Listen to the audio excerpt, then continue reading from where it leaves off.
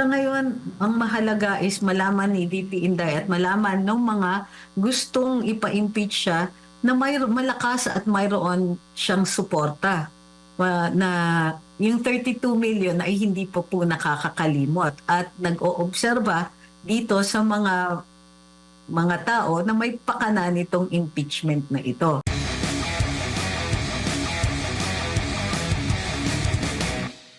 Ma'am, balik tayo dito sa impeachment. Marami kasi nagtatanong, maraming nagko-comment, mga kababayan natin, na, uy, eto, may impeachment na. Matatanggal na si VP Sara Duterte. Ano po ba ang process doon, ma'am? Ano po ang paglilinaw po ninyo? Dahil maraming mga nagko-comment, marami ang gustong sumugod na, marami ang gustong magwala na dahil nga tanggal na raw, quote-unquote, sa pwesto si VP Inday. Well, naiintindihan ko naman yung silakbo ng damdamin, ano? Na nakakainis naman talaga. Marami, sigurado ako na maiinis dahil 32 million ang bumoto para sa kanya. So, yung 32 million na yan, I'm sure nagre-range yung emotion nila from mixed emotions to outright galit. But ang nakikita ko rin na nag-emerge dito sa diskusyong impeachment ay maraming tao hindi nakakaintindi ng proseso nito. Kaya nga nung sinabi impeachment, may mga nagalit dahil akala nila tanggal na si VP Inday. So, linawin lang natin. Ang impeachment po, ito yung charge. Ang impeachment po happens sa Kongreso, sa House of Representatives.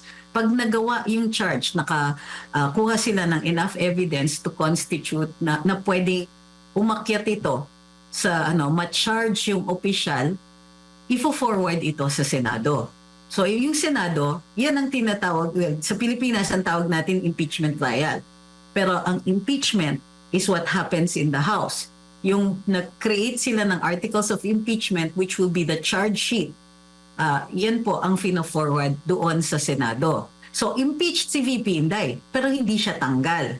Which means na in order na matanggal siya, kailangan yung due process requirement which is the Senate trial. Now yung iba refer to it as the Senate impeachment trial or the impeachment trial. Pero superfluous yun. It's simply the trial. At dun po, tinetesting, kaya trial, ito ay pagsusubok, tinetesting yung ebidensya against the official para ma-determine kung matatanggal siya. However, alam din po natin, dahil mga politiko ito, this is also a political process. So ang pag-determine ng ebidensya dyan is not even necessarily by the weight of the evidence, but by the political inclination ng mga mahistrado, which will be the members of the Senate. So, yun po nakikita natin. Aside from other things, of course, yung penalty, ang daming nagtatanong, pag na-impeach ba daw si VP Inday, makakatakbo pa ba siya for the presidency? So nakikita nyo na meron pa rin very imperfect pa rin po yung understanding ng impeachment process. So magiging learning experience ito. Parati nating sinasabi, yung impeachment dahil sa House yan, hindi ibig sabihin yan na matatanggal na si VP Inday. And therefore, hindi pa niyo dapat i-worry kung makakatakbo siya for 2028. Ang nakalagay naman sa saligang batas, ang pinakamataas na penalty na mai-impose after sa impeachment trial ay removal and disqualification. Ibig sabihin, may range pa rin po ng mga penalties. Pwedeng admonition, pwedeng suspension, pwedeng removal with disqualification. So, posible rin po. So, hindi natin masasabi kung maaaring tumakbo si VP Inday o hindi after impeachment. Kasi impeachment nga, yung charge lang po yun dun sa House. Ang titignan natin kung ano mangyayari sa Senado, kung ito ay tutuloy sa trial at kung dun sa trial, kung ano yung penalty na i-impose. So, ang dami pang pwedeng mangyari. Although, yun na nga, dahil imperfect yung understanding ng impeachment process, marami po ang galit, sumisiklab yung dibdib dahil ito ay isang tao na inupo natin at pinaglaban natin para manalo. And then ganito na lang, suddenly representatives who have less mandate than the Vice President ay nagpapatanggal dun sa isang napaka-popular na Vice Presidente. Ma'am, kikita po ba ninyo na itong undue haste, may ganun itong mabilisan, yung rush to impeach the Vice President is a big political gamble And kasi syempre maraming nagsasabi na it's now or meron ako narinig na it's now or never na daw na dapat matanggal na itong number 1 na balakid sa 2028 presidency. Your thoughts on that, ma'am? Well, definitely, minadali ito. May mga issues pa na hindi pa maliwanag, hindi pa pinapaliwanag ng mga kinatawan ng Senado o ng Kongreso. At ang tingin natin dito ay hindi yan mapapaliwanag until June. O halimbawa, hindi natin nakita na file yung fourth impeachment complaint. Hindi tayo sure kung yung impeachment articles na finorward nila sa Senado ay galing dun sa 3 na una o dun sa pang-apat na nahuli o may pinili sila na isa doon sa mga yon. So hindi pa yan ine-explain kasi wala akong nakita na formal announcement ng Kongreso on what the articles of impeachment are. Pangalawa, ano ang rules ng Senado from the time that they receive it? Doon sa House kasi, pag natanggap mo yung impeachment complaint, considered filed na yon, no? Pero the process doesn't begin until ma-transmit from the SecGen to the Speaker of the House. Ayon sa Korte Suprema, dahil may prohibition, hindi pwedeng mag-file ng more than one impeachment proceeding. Hindi pwedeng more than one impeachment proceeding per year. So, ito yung sinasabi nilang immunity which is also inaccurate.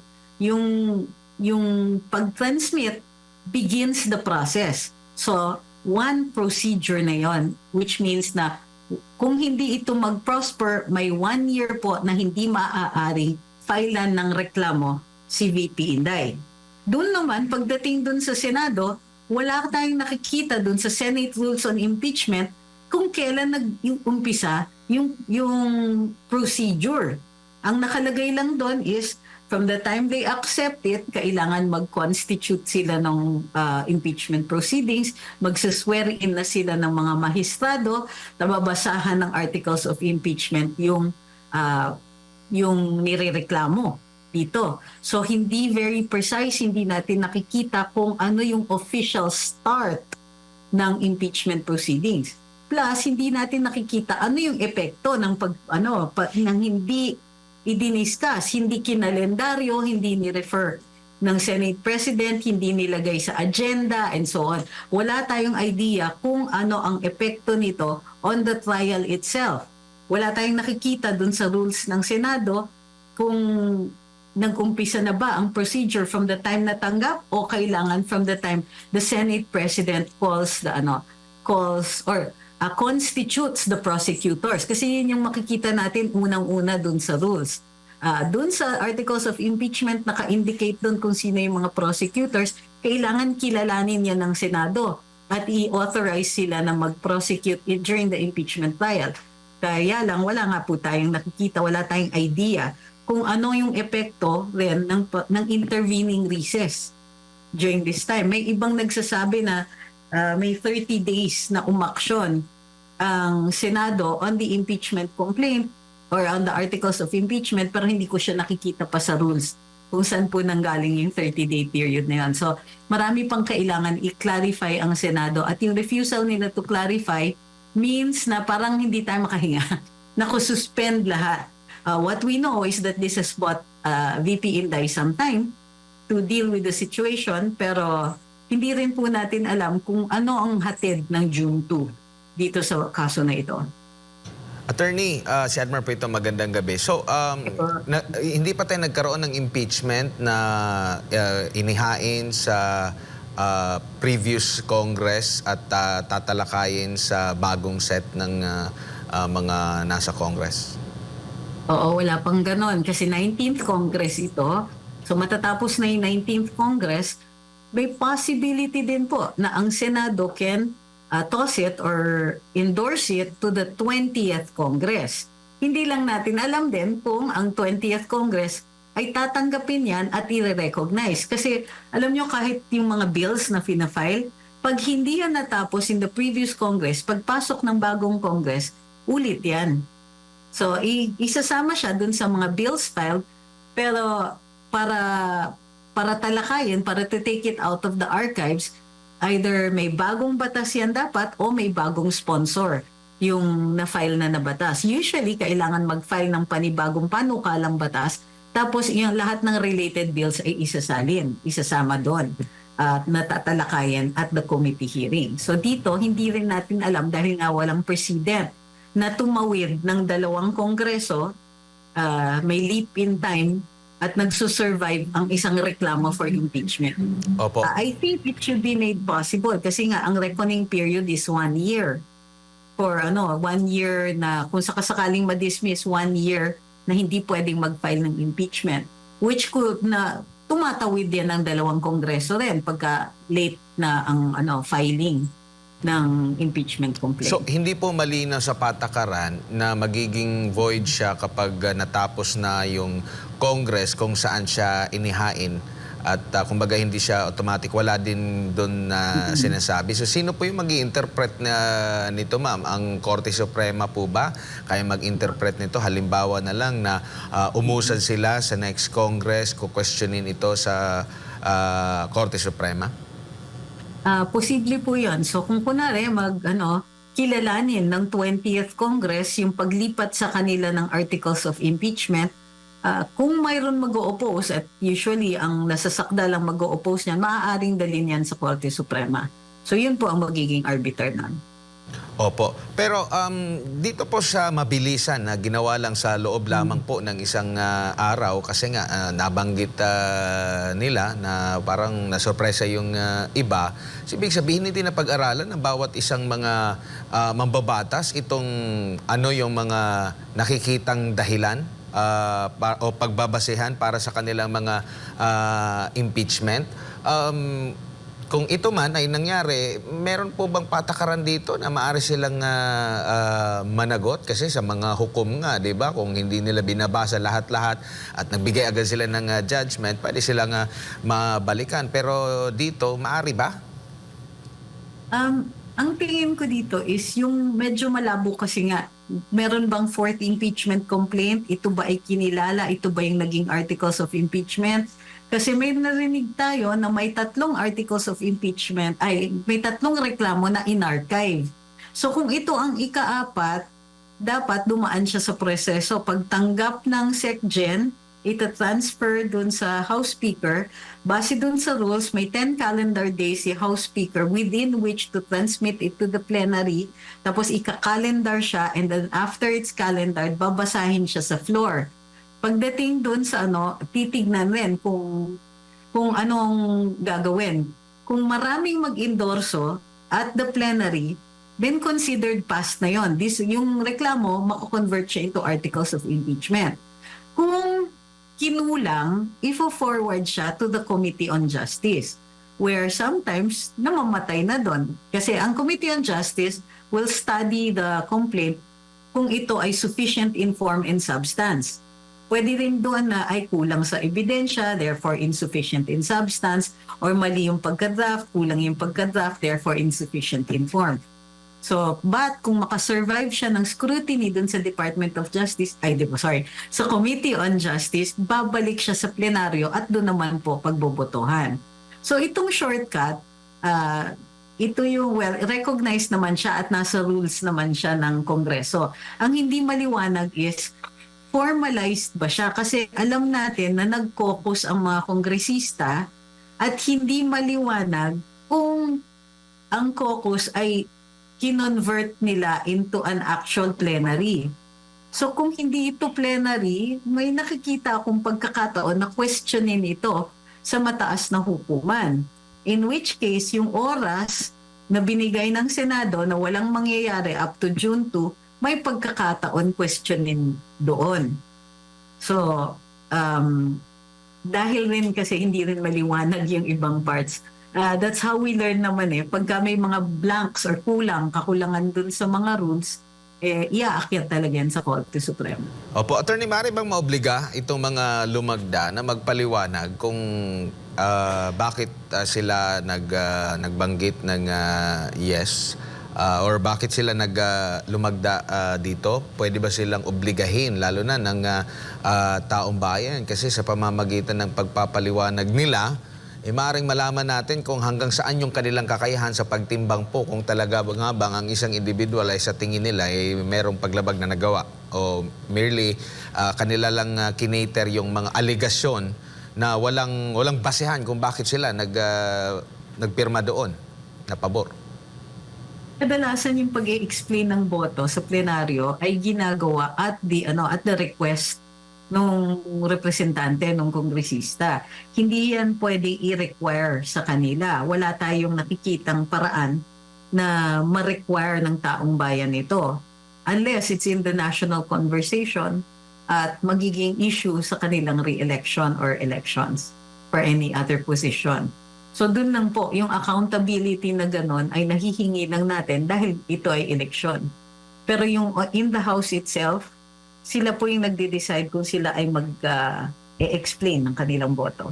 Kung mag-iikot na lang siguro sila ngayong darating na kampanya, kung sila ay manunuyo na naman sa ating mga kababayan, siguro ang ating mga kababayan ay direkta na lang nilang tanungin at gawin nilang basehan sa kanilang pong pagboto na maipaliwanag ng lubusan bakit sila bumoto ng ganito. Attorney Trixie, wala naman siguro mawawala po doon.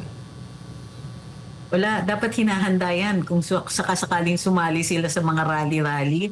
Punta tayo sa rally, tapos tanungin natin bakit ganyan ang boto ninyo? Bakit binoto nyo to impeach yung vice-presidente na 32 million ang mandato? So, tingin ko magiging interesting itong election na ito. Opo. Pero medyo disheartening lang kasi ang dinig ko may mga 80 daw na kongresista na running unopposed. Ma'am, ito, talagang pinapatanong to ng ating global audience. Ano po kanilang magagawa para po pigilan itong mga hakbang, lalo na yung 32 million ng mga bumoto kay VP Sara Duterte? Makatulog man lang daw sila, ma'am, sa kinaharap na hamon ngayon ng bise. Sa ngayon, ang mahalaga is malaman ni VP Inday at malaman ng mga gustong ipa-impeach siya na may malakas at mayroon siyang suporta. Na yung 32 million ay hindi pa po nakakakalimot at nag-oobserba dito sa mga tao na may pakana nitong impeachment na ito. Kung babasahin niyo po yung press release nila tungkol dun sa articles of impeachment, maliliwanagan kayo na medyo pilit yata itong ibang mga itong mga ibang mga nilagay nila. Katulad ng mga aligasyon ng hindi ko alam kung pwedeng sabihin dito kasi baka ma-strike kayo dun sa social media. Dun sa pag-unalive halimbawa ng Pangulo, ng Speaker of the House at ng unang ginang. So meron pa yung ibang mga yung tungkol dun sa confidential funds, pati dun sa mga supposedly mga transaction sa Department of Education, yung meron pa sila 6 yung grounds na nilagay nila na medyo kataka-taka. Hindi lang parang nakakapag na pilit yung ebidensya. Ito, number 5, involvement in EJ case through the Davao DS. Okay? Ang testimony nito ay tungkol sa mga naganap bago pa siya naging vice-presidente. Parang, can you make her liable? Ang tinatanggal natin siya sa pwestong vice-presidente. Impeachable ba siya for acts that were allegedly committed bago siya naging vice-presidente?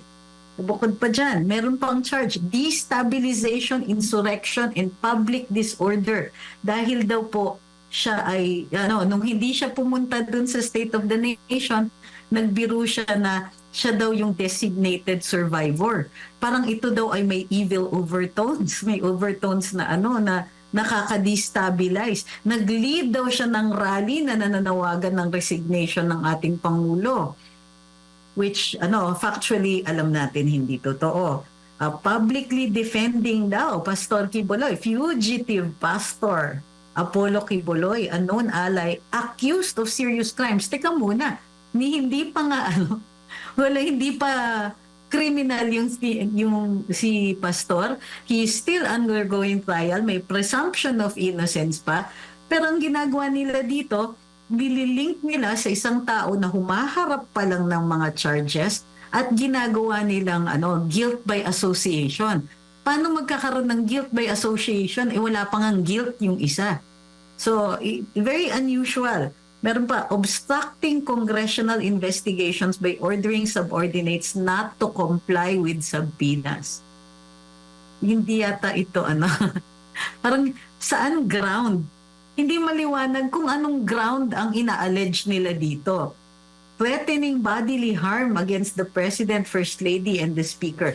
Again, imbis na ilagay nila kung ano yung basis, kung ano yung grounds, nag-a-allege sila ng mga actions tapos piniframe nila in such a way as it would appear to be shocking, pero hindi na susubstantiate kasi hindi siya sumasapol doon sa mga grounds for impeachment. I'm sure ipapasok nila lahat ito doon sa sa betrayal of public trust dahil ito po ay catch-all na tinatawag nila. But still, yung ililink mo yung mga ganitong klaseng action to betrayal of public trust, it's going to take some doing.